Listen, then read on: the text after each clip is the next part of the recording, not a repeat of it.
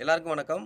தேமுதிகவுடைய நம்ம சுதீஷ் அவர்கள் வந்து காங்கிரஸோட விழாவுல கலந்துக்கிட்டதுனால, கண்டிப்பா திமுக கூட்டணிக்குள்ள வர்றதுக்கு நெறைய வாய்ப்பு இருக்குன்னு சொல்லி ஒரு பேச்சு இங்க எழுது. ஏற்கனவே பார்த்தோம், செல்வ பெருந்தகை அவர்கள் வந்து தைலாபுரம் தோட்டத்துக்கு போய் மருத்துவர் ஐயாவ சந்திச்சாங்க.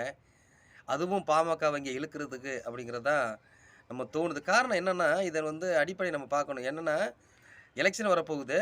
இப்படி தான் சூசகமா தான் போய் ஒவ்வொருத்தரையும் அழைச்சிட்டு வந்து கூட்டணியில சேர்ப்பாங்க. ஒரு வேள கூட்டணிக்கு செட் ஆகலனா அப்படியே கழட்டி விட்டுருவாங்க. கேட்டாக்கா நம்ம மரியாதை நிமித்தமாக சந்தித்தோம் அப்படின்னு சொல்லிட்டு ஈஸியா கடந்து போயிருவாங்க. நம்ம அரசியல்வாதிகள் தானே. அழகா அப்படியே கடந்து போயிருவாங்க. அத கூட்டணியாக பேச போனோம்லாம் ஒத்துக்க மாட்டாங்க. இப்போ வந்து அதே போல தான் இருக்கும் அப்படின்ட்டு காங்கிரஸ் கட்சியோட ஒரு ஒரு பொறுப்பாளர் அதாவது சி.கே. பெருமாள் அவர்கள் வந்து 80வது வயத கடந்திருக்கிறாரு. அதே நேரத்தில புத்தக வெளியிட்டிருக்காங்க. சுதீஷ் அவர்களும் வந்து நண்பரு அப்படின்னு சொல்லப்படுது. ஏன்னா, சுதீஷ் சாருக்கு வந்து 57 வயசு. அவருக்கு வந்து 80 வயசு. எப்படி நண்பர் அப்படின்னு கேட்கலாம். சுதீஷோட அப்பாவும் ஜி.கே. பெருமாளும் நெருங்கிய நண்பர்களாக இருந்திருக்காங்க. அதன் மூலமா அ சுதீஷ் சாரும் மிக நெருங்கிய நண்பரா தான் அவரோட பழகியிருக்காரு. வயசு வித்தியாசம் பார்க்காம.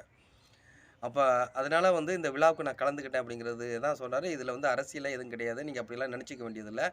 அப்படின்னு ஒரு ஃபார்மாலிட்டீஸா சொல்லியிருக்கிறாரு. அதேபோல வந்து சுதீஷ் அவர்கள் கோரிக்கையும் அங்க வச்சுட்டு வந்தாரு. அ அதாவது கே.வி. தங்கப்பாலா இருக்கட்டும், நம்ம திருநாவுக்கரசர் எல்லாருமே வந்து மிகச்சிறந்த நம்ம நண்பர்கள் தான். கேப்டனுக்கு ரொம்ப நெருங்கிய நண்பரா இருந்தவர் வந்து நம்ம திருநாவுக்கரசர்.